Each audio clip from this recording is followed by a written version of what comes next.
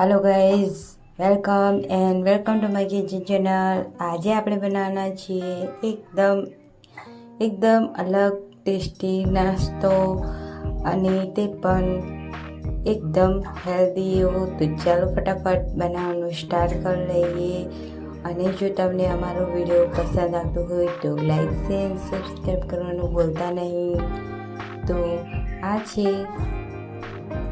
રોટલીના ટોકસ। તો આપણે એક મોટા બાઉલમાં આપણે ઘઉંનો લોટ અને મેદો એક વાટકી લઈશું। મીઠું એડ કરી તેલ એડ કરી અને મિક્સ કરીશું અને થોડું પાણી એડ કરી અને એકદમ સરસ રીતે આપણે લોટને બાંધી લઈશું। તો એકદમ સરસ રીતે મસળવાનો છે, એકદમ સોફ્ટ એવો બને એવો આપણો લોટ। તો તમે જોઈ શકો છો કે લોટ બંધાઈ ગયો છે અને આપણે તેને રેસ્ટ માટે મૂકીશું।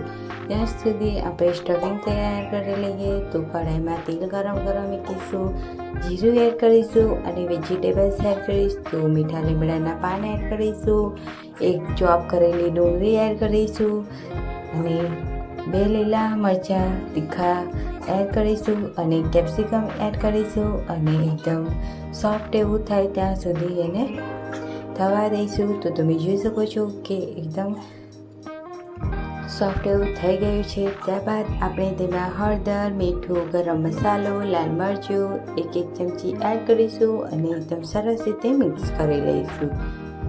તો મિક્સ કર્યા બાદ મેં 2 બટેટાને બોઇલ કરીને મેશ કરી લીધા હતા। તો આપણે તેને એડ કરીશું। તમે આને એકદમ સરસ રીતે મિક્સ કરી લેવાનું છે અને તમે જોઈ શકો છો આપણું સ્ટફિંગ એકદમ તૈયાર થઈ ગયું છે। ધાણા એડ કરી અને મિક્સ કરી લઈશું। તો આપણે તેને સ્ટફિંગની સાઈડમાં મૂકીશું। ત્યાં સુધી આપણે રેસ્ટ માટે મૂકેલું હતું લોટ, તેને આપણે 2 ભાગ કરી લઈશું। બે ભાગ કર્યા બાદ આપણે ફરી પાછા તેના પણ 2 ભાગ કરીશું આ રીતે અને 2 ભાગ કરેલા છે તેના પણ બીજા 2 ભાગ કરીશું। એટલે એકદમ ઝીણી એવી અને એકદમ પાતળી એવી રોટલી આપણી બનીને રેડી કરવાની છે આપણે।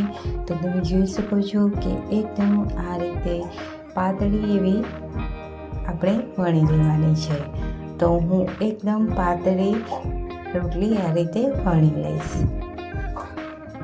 હવે આપણે તવીને ગરમ કરવા મૂકી દીધી છે। તો આપણે બધી રોટલી આ રીતે તૈયાર કરી લઈશું અને બધી જ આપણે રોટલીને તવી પર આપણે શેકી લઈશું। તો ચાલો ફટાફટ શેકી લઈએ। તો આ રીતે આપણે કાચી પાકી તેને શેકી લેવાની છે। તો આપણે વારાફરતી આ રીતે પલટાવતા રહીશું અને એકદમ સરસ રીતે આ રીતે કાચી પાકી આપણે રોટલી બધી તૈયાર કરી લઈશું। તો તમે જોઈ શકો છો કે મેં એકદમ કાચી પાકી આ રીતે બધી રોટલીને તૈયાર કરી લીધી છે।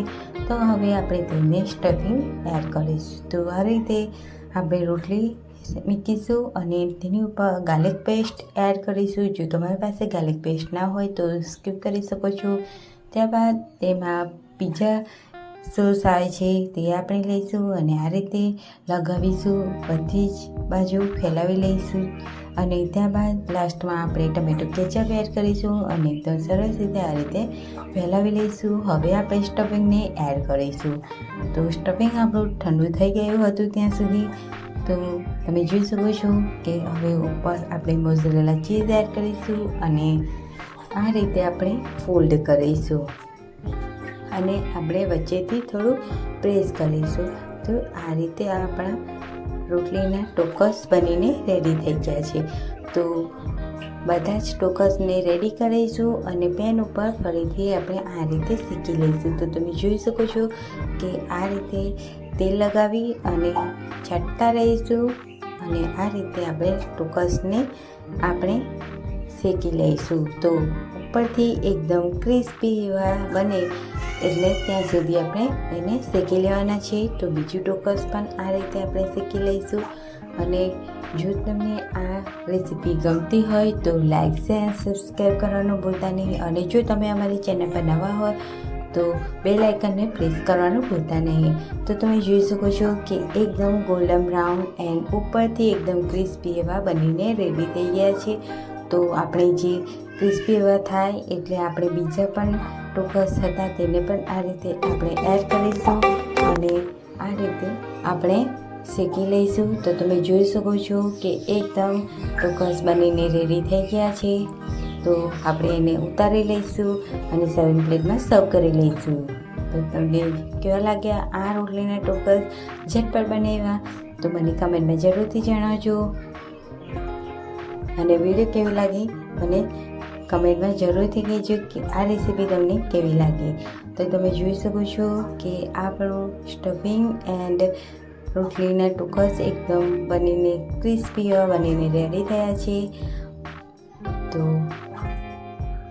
આ રીતે હું તમને તોડીને પણ બતાવી દઉં કે કેવા આ અંદરથી બન્યા છે. તો તમે જોઈ શકો છો કે આપણું સ્ટફિંગ એન્ડ મોઝરેલા ચીઝ એકદમ સરસ રીતે બન્યું છે.